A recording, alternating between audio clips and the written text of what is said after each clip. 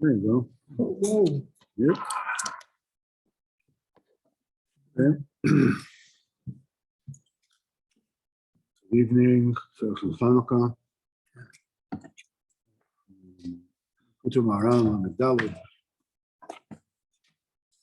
we are holding by Saif Daled. And we started by saying that shame shatters the heart. Untilim Sherpa Shover Libi. Lamedalad Sif Daled, yeah? Lamadal. Terry Lamedalad. Cool. Terry Lamedalad. I'll get it for you. Vatem Tiuli Mamachas Kehanu V'goy Kadosh. So we're starting saying that instead of shame,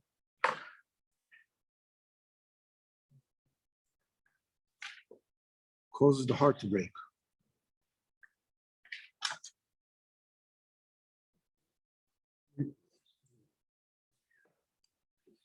And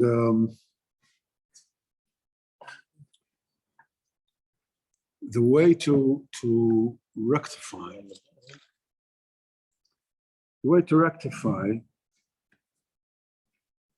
the heartbreak is by connecting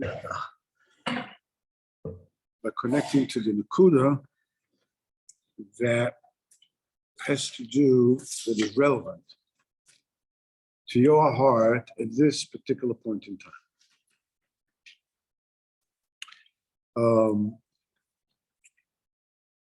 It's a very common thing that people think that they want something.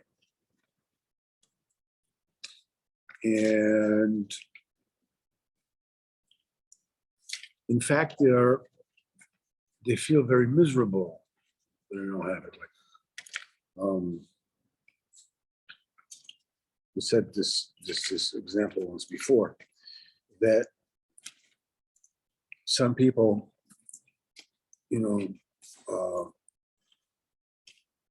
don't get married, and they are very unhappy, and they say that they want to get married. And they can get very, very angry. They really get angry to Kadosh Baruch Hu, but you don't say that because it's passionate. But they're very upset. They're very angry, and don't understand. I don't know why. I want to get married. Suppose the Kadosh Baruch Hu wants me to get married, right? So what's going on here? But the nakuda in their heart, is they don't really want to get married. They don't want to be lonely. Not yet. They don't want to be alone. They don't carry the load alone. Whatever. But they don't really want to get married. Getting married means responsibility, means eating crow. Means what? Eating crow. What does that mean? Take crap. I didn't want to go that low, but right. Having to be put down and by the people you feed. You feed them, they put you down. And you don't know this before you get married. no, but you have some residual memory from the way it used to be. You were a kid and you became your parents, whatever it is. You got a certain kind of an example that, I don't come to psychoanalyze people, but the thing is that the point I'm trying to make is that the point that is relevant to a person like that is that he doesn't want to get married and he doesn't want to be alone. He doesn't want to be lonely. Mhm.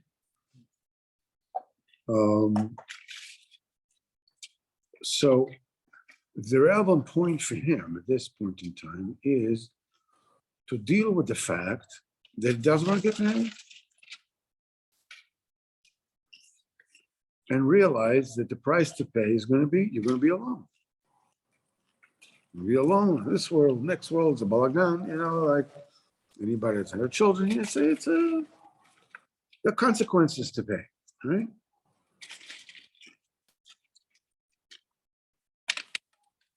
As long as you don't deal with the nakuda of the fact that you don't want to get married and internalize it and come to terms with it and understand what is Kodesh Baruch Hu wants from me. Kodesh Baruch Hu wants me to get married, okay? I don't want to get married. Why I'm doing? Maybe I'm afraid, maybe I'm this, maybe I'm that, whatever it is. Okay, fine, but that's the nakuda that is relevant to your heart at this point in time. So your mouth should be connected to that point. What is the nakuda here? Then what do you mean the nakuda here? Nakuda is that until I will want to get married. Wait. What's the shame for this guy? He doesn't really want to get married. So. The I wasn't kidding for the show. Yes, What? good. Yes, good. I was talking about the first of all, being alone and being discombobulated about what it is that actually bothering me. I'm upset. I'm angry. Maybe you could say that the fall in love over here, the shame is that I love myself and I pay respect to my pain above everything else.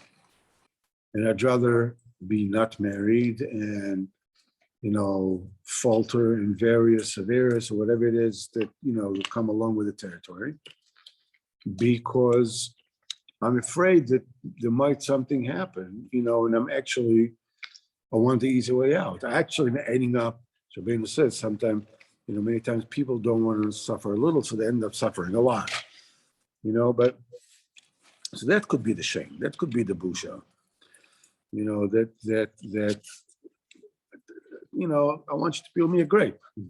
I want to be taken care of. I want everybody else, that will say, Soine matana sichia. Anybody that hates gifts, as I say, anybody who expects to live off the gifts of other people, says, Gemara says, Chayav ein of Chaim. His life is not a life. He lives off the fat of the land. Why is Chayav ein of Chaim? Why is not? Because the point is that everything comes with a price. When you're living off other people, so you have to make nice to these people, right? Because nobody forces them to give you. So you're making nice to them. And every time you take from them, you realize it comes at a price that you have to chanfen, you have to flatter them, you have to withhold things, that you actually want to tell them because you want to get from them. And maybe then they don't always give you besar upon the offers. So you become very angry at them. But then you become very angry at yourself for having to need their gifts. It can become very convoluted and very, but the nakuda is that there's always a certain point that I would rather love myself and love my idleness and my laziness and my comfort and my a lack of needing to carry any kind of load of responsibility and I have to pay a price for that. And that's the shame. That's the shame. That's the shame. The shame is that I'm only make believe as if, he's wrong and he's wrong and this wrong and she's wrong and he is wrong and everybody else is wrong. But the matter is, I'm the one who's causing the situation. And it's not an easy way to carry. So he said that the way to salvage this, to solve this situation is to connect yourself to the nub of the matter, the nakuda that everything hangs on. Because the minute you solve that one, it doesn't necessarily have to come at one shot. But the meaning you're talking to the point, the minute that you're getting from we said there are three nakudas. You're getting from the tzaddik, you get it from the friend, you get it from yourself, right? So you get it from the tzaddik you get the directive of what's the right thing to do, right? This is what you should do. The tzaddik gives you, that's the rule. You get the adracha, you get from the front side, and so on and so on. From nakudas achaber, you get his shared experience. His own nakuda is how he dealt with that when he ran up, to that difficulty. Listen, we all have wives, and therefore we all have to put up with whatever they have to put up with, if we're normal people. Somebody who's psychotic, just doesn't put up with anything. It's difficult even if when you're sane to put up with that, So, but what I'm saying is that but the point is, what you have something, you speak to a friend, So how do you deal with that? How you talk to a friend? The friend also has a wife. He also, ran to, he's a different person, she's a different person, so on and so on. But it's remarkable how similar we really are, despite all the differences. Basically. So, and there's a nakuda where you can get from a friend, how do you deal with stray thoughts? How do you deal with, having children, whatever it is, because he has his own experiences. So something, when this happens, I do this. When this happens, you do this. That's a good idea. So in other words, from the tzaddik, you get the director. He lays down, what it is. What's the seichel amiti? What's the true seichel in this situation? From the friend, you find tactics. Do this or this something. You get chizik from a friend. Whatever it is, he helps you along the way. So and his own particular nakuda is the thing that suddenly can shed light on everything that's going on with you. I said it a few sessions ago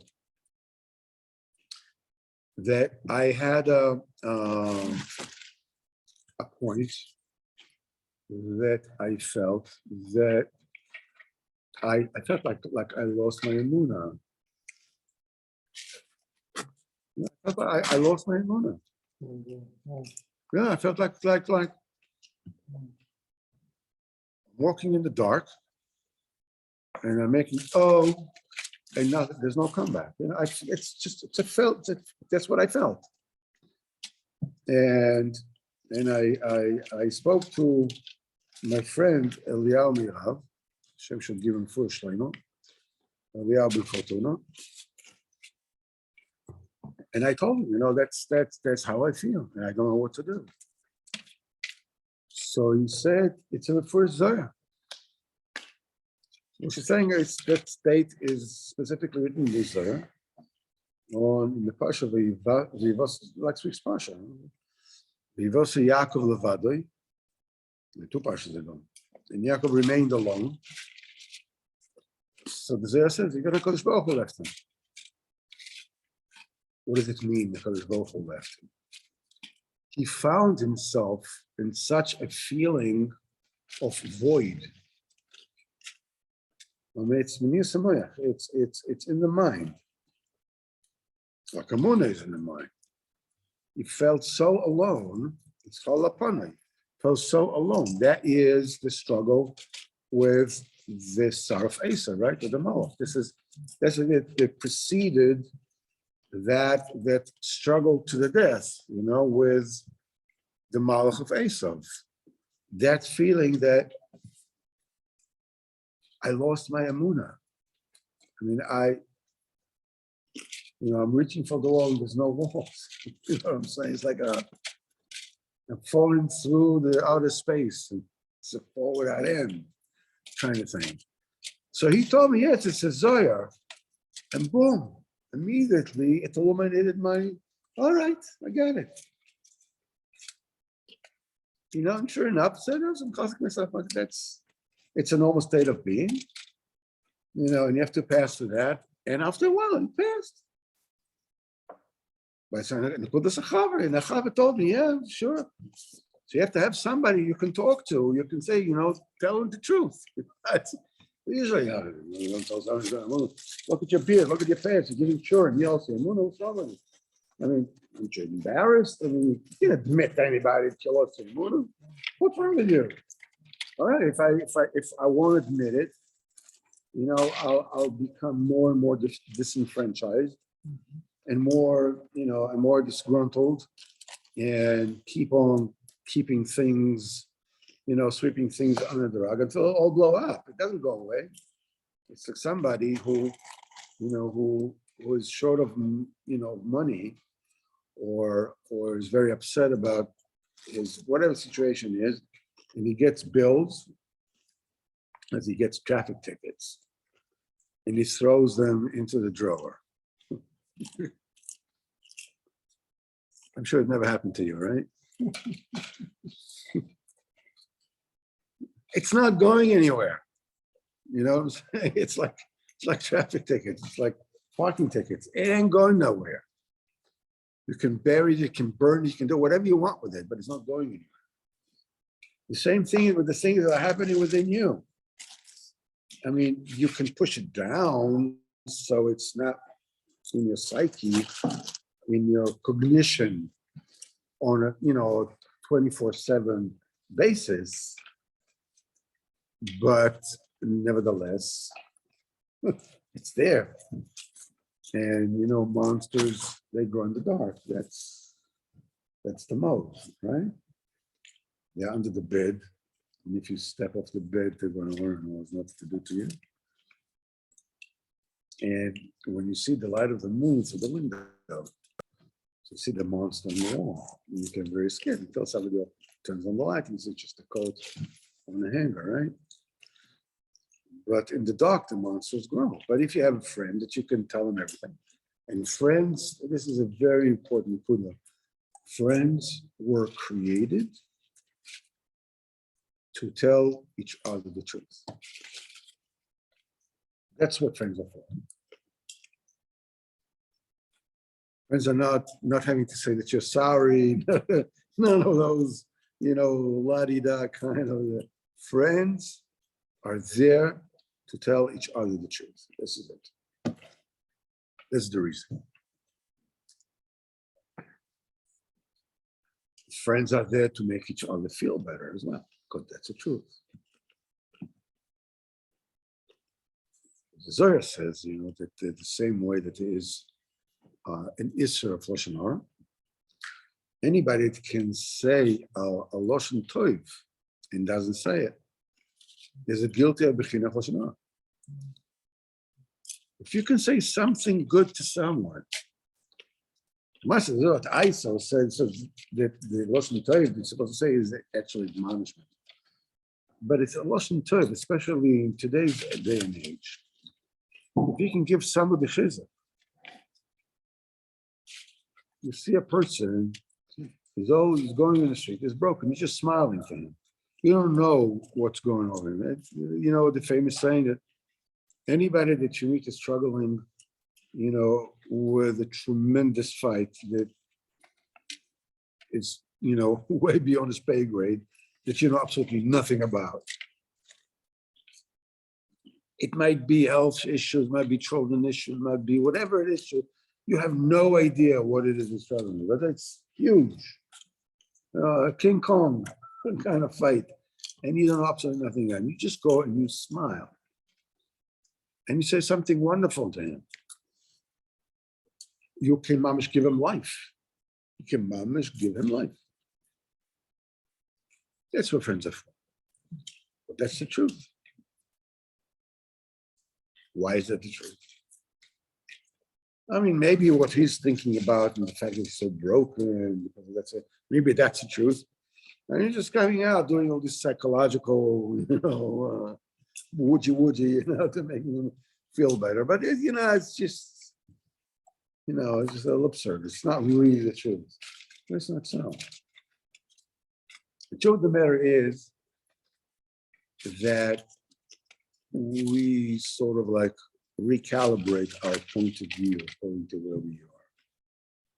You can always see that anybody at a certain point in time in his life comes when he's facing a parent that is who's reaching the end of the road or whatever it is, and all the problems disappear, except for that one. Everything else doesn't matter. All the petty arguments, all these things that just disappear because it's one huge problem. But it's catastrophic problem. I think Dr. Tversky said that he had a friend that I don't remember exactly what the situation was, but it's a Gemara that one of the Moharan, one of the Tanaim, benched his daughter, may your house be forever filled with oil. Ouch. That's the bracha you give me. I said, yeah, because when you have a lot of different ouches, it means you don't have the one big ouch that drowns them all out. Yeah, then the child broke this, and the wife did this, and did this. Well, when a lot of oughs, that means they're all small. The big one drowns everything out.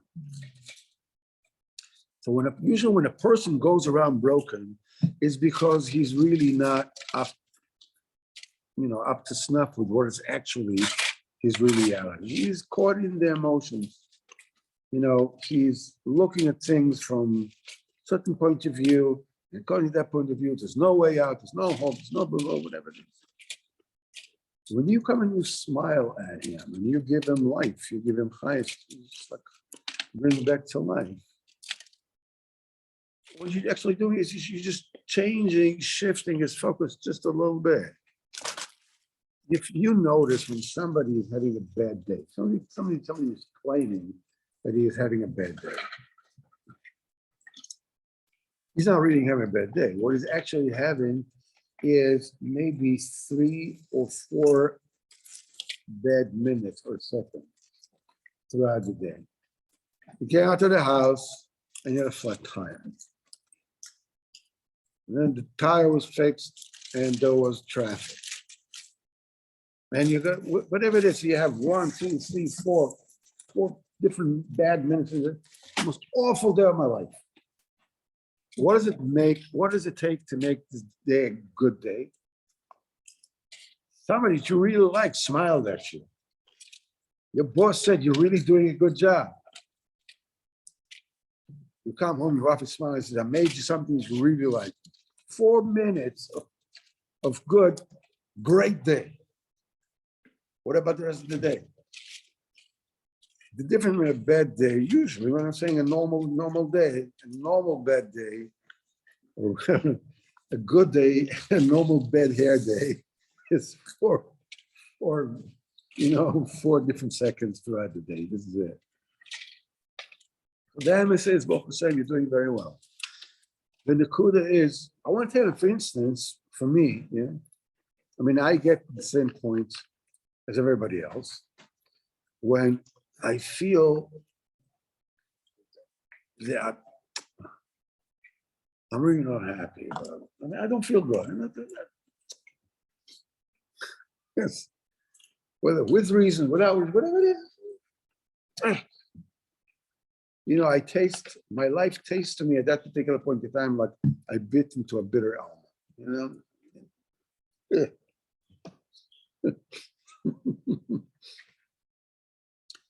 I don't know about you, but you know what helps me? I say to myself, when it's going on, it says, just remember, feelings are not facts. That's it. That's all I need to tell myself. In other words, yeah, I feel what I feel. But it doesn't mean that the situation is bad. It just means I don't feel good. So feelings are not facts. For me, it works. I don't know. Okay. What was I thinking? Yeah, kind of like this nakuda of connecting. The nakuda is relevant to the point. So we said that the tzaddik, his mouth is always full with likuds. It's a klei shefa. This is the vessel of plenty, of bounty. We also mentioned that state is called malufa, filled mouth, melokum. It's the vowelization of when you take a vav and you put a point in it, it becomes a u, right? So that's called malufim. It's shurak in modern Hebrew. It's malufim is the Kabbalistic way of calling that vowel, the double O, as it were. And this is a vav with a point inside. As we will see later, it's a vav with a yud inside. The nakuda is inside, it's a yud inside the vav. The tzaddik it's called malufim to show that the mouth of the tzaddik is always filled with the liquid. The mouth is the klei shefa.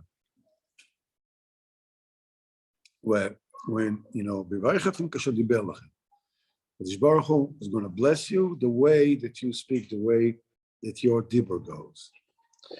This is what we're holding now, and the main memshala of the tzaddik to run things in this world is in order to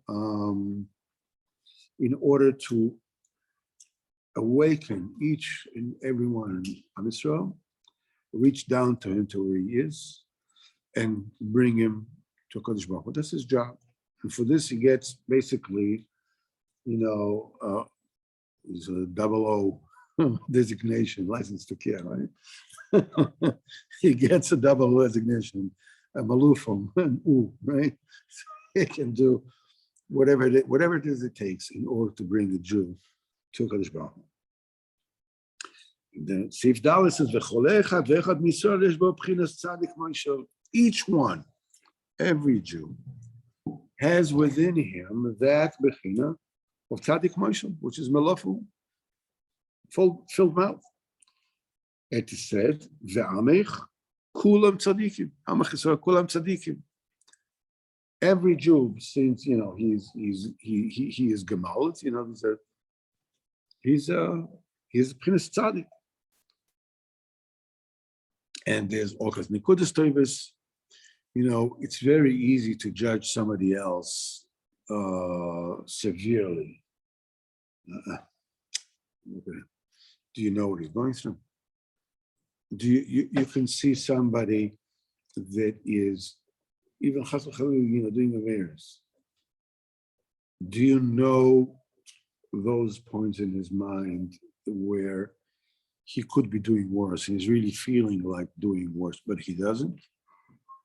Which is nakuda of Shmir Sabir. Do you know that? You don't know. You only know what he's doing bad. You don't know what he's doing good, or what that he's, or the bad that he avoids or she avoids doing. We only know when people tell us something that hurt us, but we don't realize how many more things they really wanted to tell us, and they don't. We don't realize that. All these is nakuda status. It's a nakuda. It's a nakuda tzaddik. That pirush, which says Israel mam shaloisav, hoyso Yehudo kodsho Israel mam shaloisav. What it means, Chazal said on the pasuk, the tzaddik moishel. We said before, the tzaddik has the authority, right? He's the one who's ruling, everything in this world in order to be Mekarav, a Jew to Kodesh Baruch Hu. The Tzaddik Moshe, the same thing they said in Israel, Mamshalaysim. Every Jew has a Mamshalah. Every Jew has an authority to rule. It says, Mamshalah Hainu, mi Moshe b'Tzaddik. Who is the one who rules me? Who is the one that tells me what to do? Consider Kodesh Baruch Hu, the Tzaddik.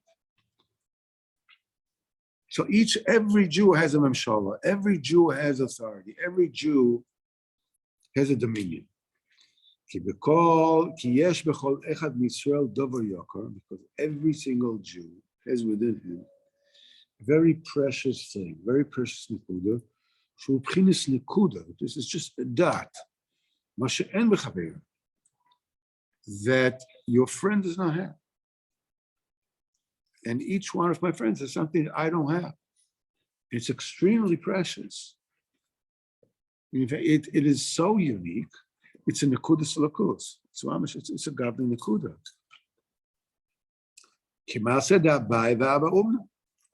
There's a story in the Gemara in Seches Tainis that Abaye, used to receive a regards from Shaman once a week, every Erev Shabbos. That's pretty good, no? Abba Umna was a doctor. He was simple. That's much simpler man. He was Talmid Chacham like Abaye. He used to show Shaman every single day. Every day. Hey, Abba Umna. Baruch Tiyah. So Abaye, Abaye was the greatest man in his generation, right? So you can't fish the das, was demoralized. So the Torah Mishnah, he says, the reason for it is because, you, that Kananahar, Abaye, Kananahar.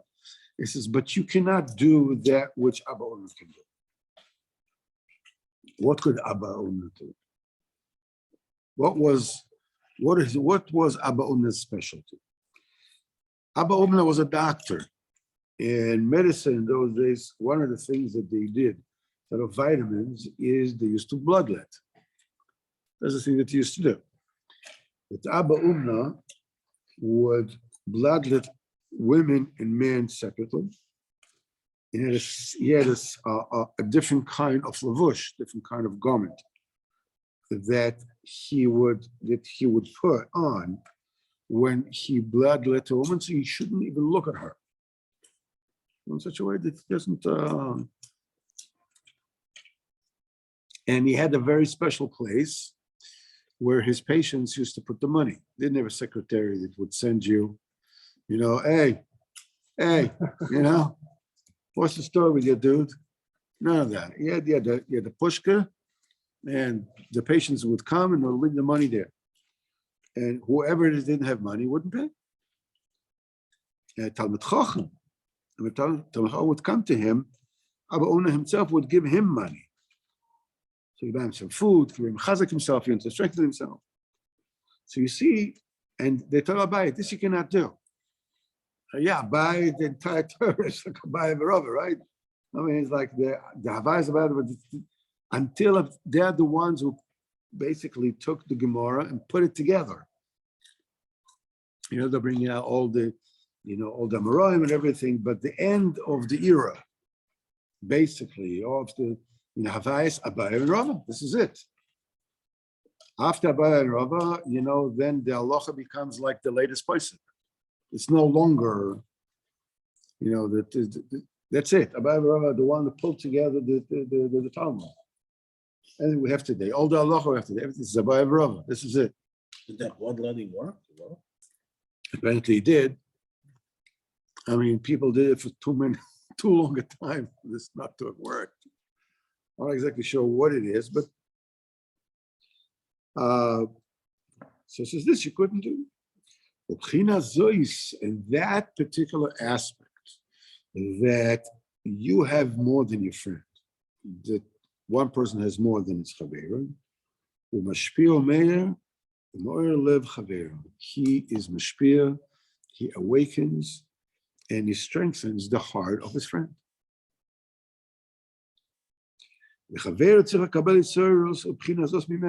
And your friend, I mean, you may be a lot greater than your friend or whatever it is, but that nakuda that he has, that unique quality that he has, you have to receive from him. He is the one supposed to shine it to you. As he said, mekablim daim. The malachim, they receive from one another. Am Yisrael also. You have to be mekablim daim. You have to be mekablim from one another. And for that reason, every single person needs to speak to his friend, be Shaman. Speak to your Shaman, to your friend, so that your friend will get a service in his heart from the nakuda that you have that he doesn't have. And this is accomplished by the fact that you have within you a nakuda of a tzaddik, a bechina of a tzaddik, which is unique. And that gives you the memshala, that gives you the dominion, as it were, to be mashpia on your friend, that particular precious point that you have, that he doesn't. Okay, now comes the question, how do I know what nakuda I have, my friend does not have, right? Heck, I don't even know between me and myself, alone with my friend. How do you know what I have that he doesn't have? The answer is, it doesn't matter. When you talk to your friend, be a Shaman, go to your machaika. He gets the nakuda from you, under the surface.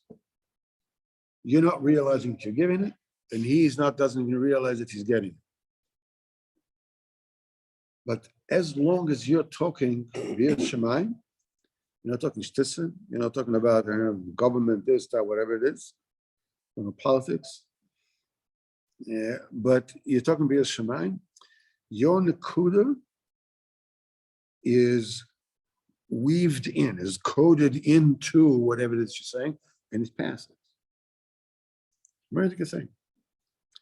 It works automatically.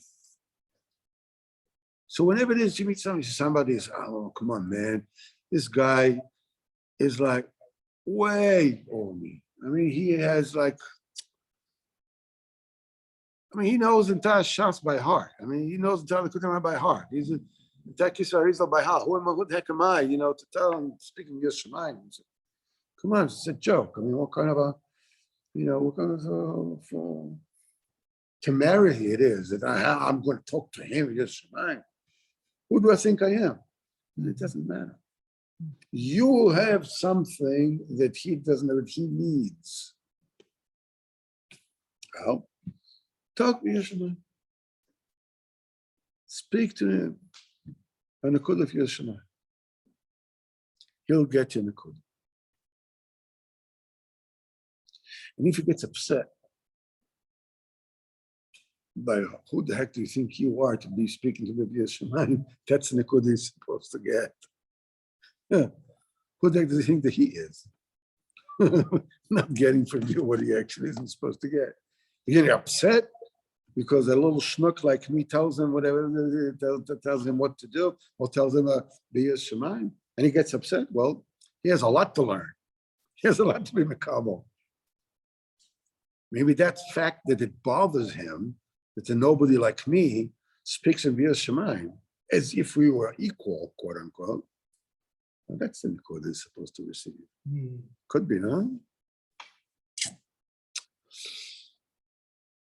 That's mekabel demid. So don't be intimidated by You can be even intimidated. What's wrong with being intimidated? you hold back. Ah, okay. So speak timidly. It's okay. Who am I to tell you, but No, you keep saying you must just tell about something that it's that you really need to, I really need to, whatever it is, one really needs to, whatever. What he does with it is not your business. But doesn't because of the chance to you right now. Now, when I call my Rav, okay, I'm very careful. Usually it's, it's like, what do I say to him? What do I not say? How do I ask things? I'm very, very, very makbid on this. I'm very intimidated. But I always end up saying, different kind of things that, about your Shaman or whatever it is that I'm 100% certain. I mean, of course, he knows that backwards and forwards, whatever it is. But he says, no, you have to speak with your Shaman, with your friend, because Enochnami is my Rav. So I get nakuda tzaddik from him, but I also receive nakuda chaver from him. Because vis-a-vis, versus Rabbeinu, we're both chaverim, right? When compared to the tzaddik, we're both, we're both midgets, and from the mountain.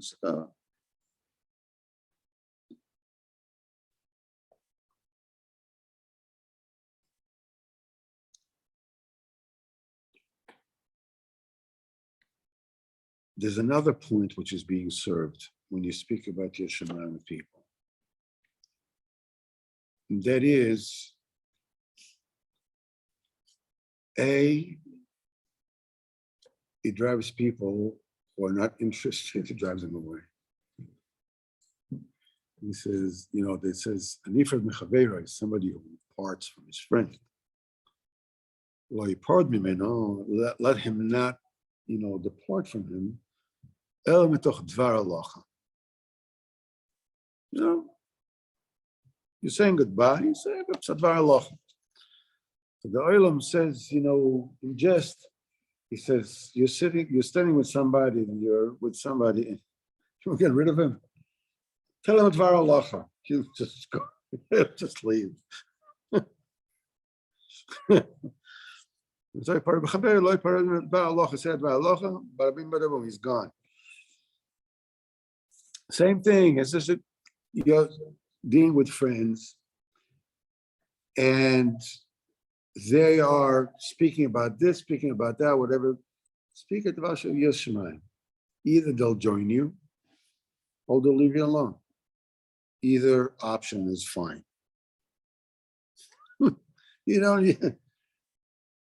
Because the thing is, it's hard enough as it is, even when there's a sister involved, even when Kadosh Baruch Hu is hidden from you.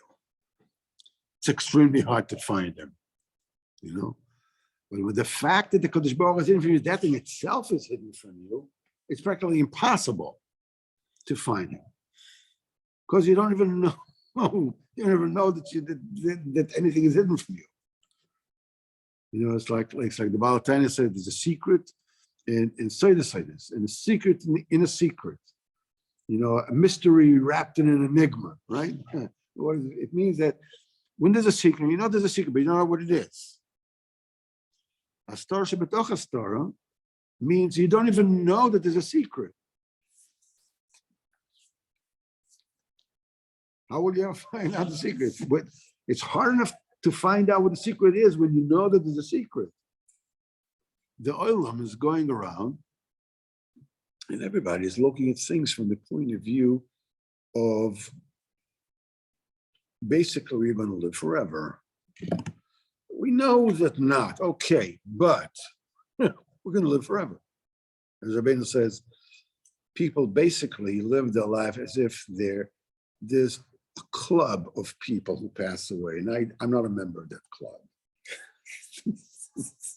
Rabbeinu said that.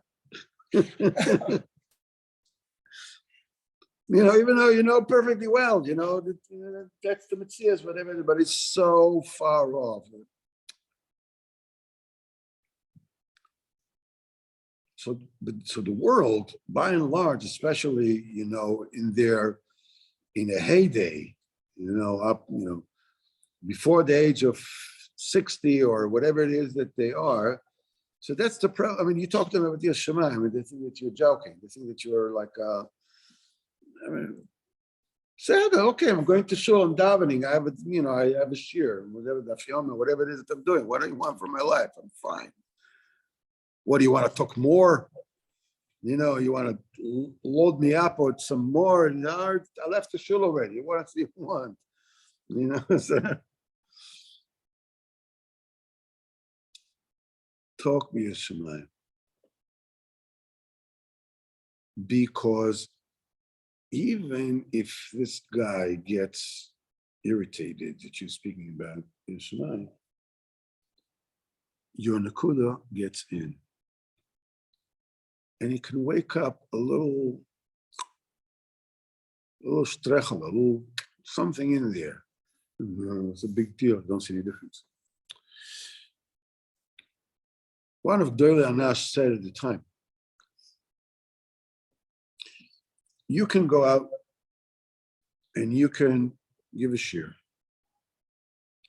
or give a talk, and there are 100 people there. Let's say 100, a lot of people, 100 people there. And you bomb, like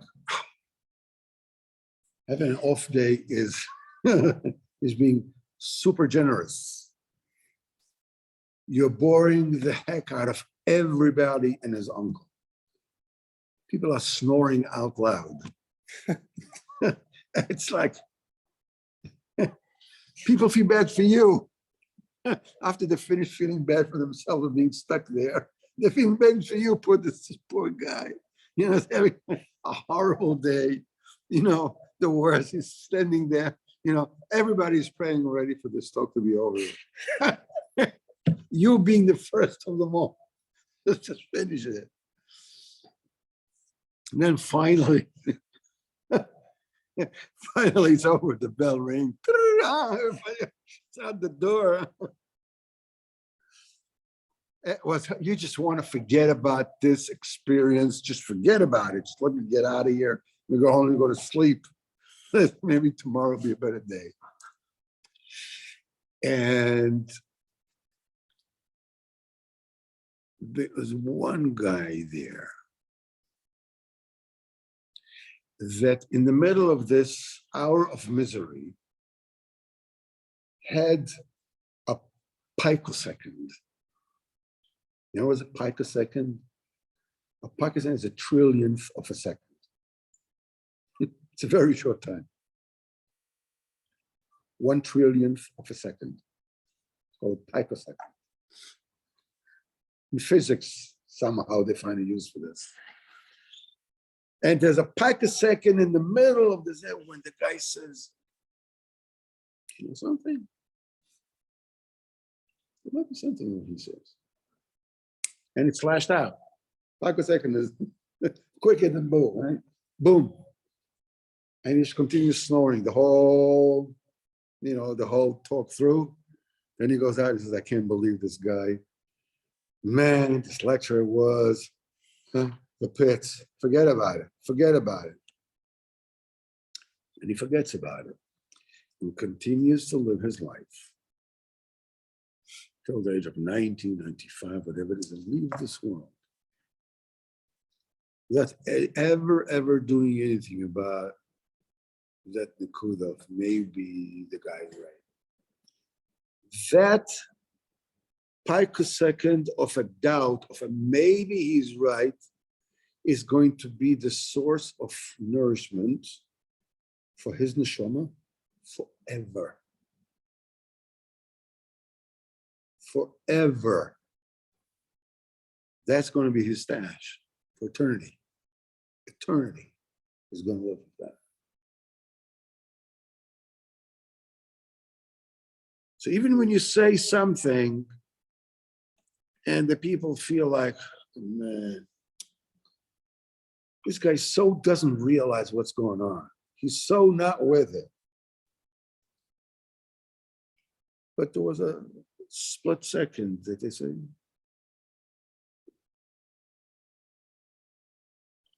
they're going to live their lives out one way or another.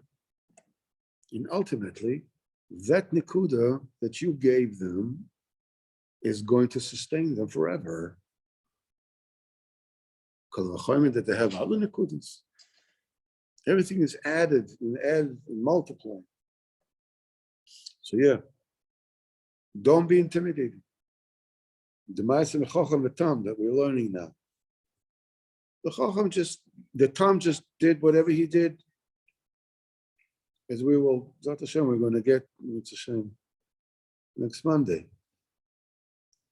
So just believe without the tzonos. Just no joking around. No, don't be with it with me. Just you mean it seriously? Yeah, invite them. That's it. They want to laugh at you? Fine, let them laugh at you. It's okay. Because ultimately we are dealing with infinity here. We're not dealing with this, that, this, being low, being big, being fat, being thin, as being smart, as being stupid, as being rich, as being poor. Nothing to do with it. This is just the camouflage.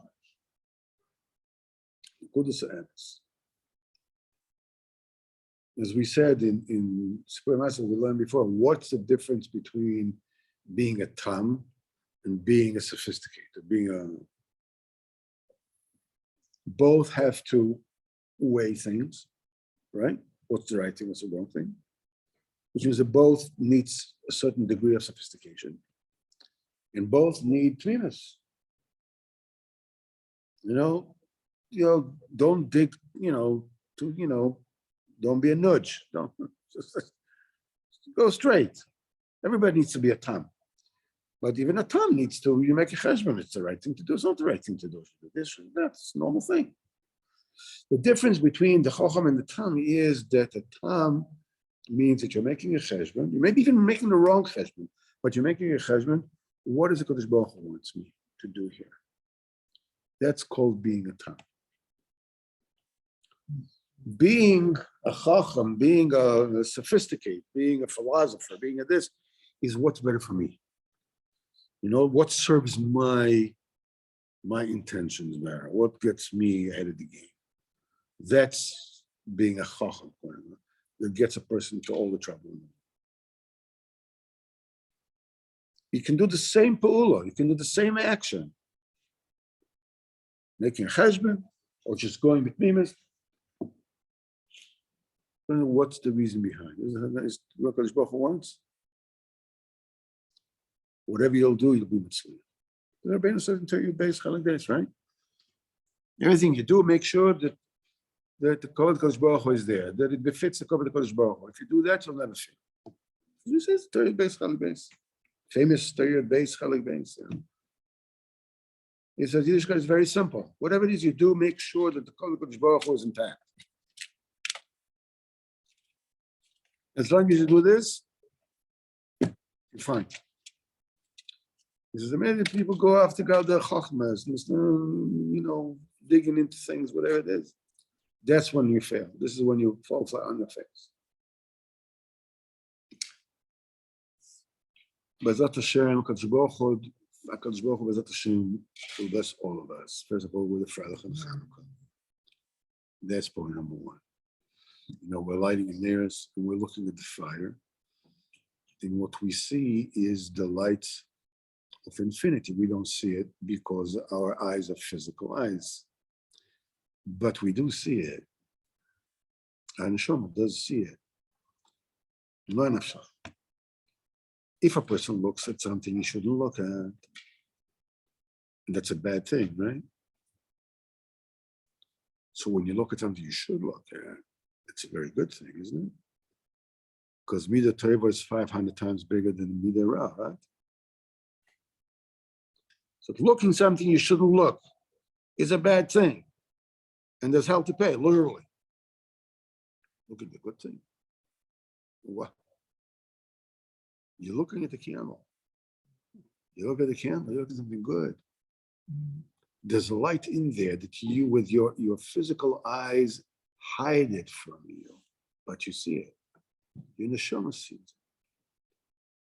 it. You look at the candle and you will see this, you see this candle and you will forever see this candle. In this world, in the grave, Olam Haba, Chesed Mason, after Yom Adin Adgol V'Ner, after everything, you will still see that light.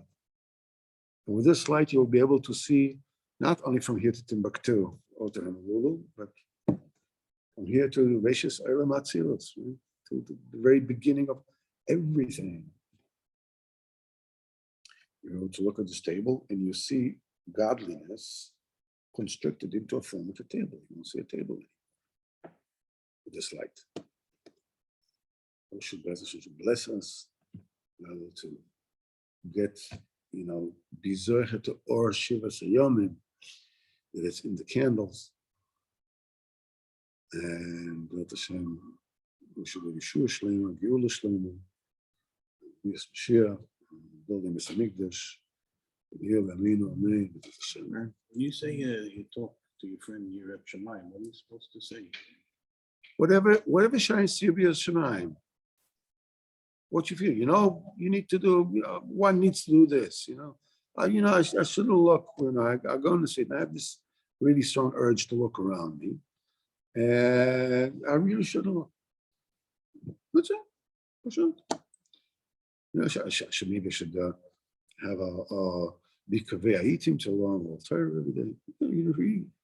Very important to learn. You don't have to say anything sophisticated. You don't have to blow, blowing up the face of the earth, with this incredible insight. There's no need for that. Just whatever it is you're holding, what are you holding? Just say it. Pasha. That's called speaking Yil Shammai. But come on, but he's up there and I'm down here. What the heck am I to tell him? I'm going to go off Kanievsky and says, you should have him 3 times a day.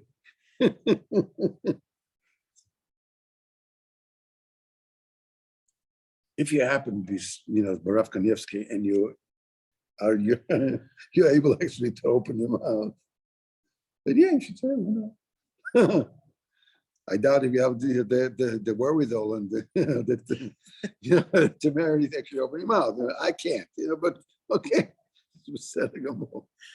no problem. But in the meantime, until I finish fixing Rakanievsky, we'll first of all finish here between us, and then we'll go from here on.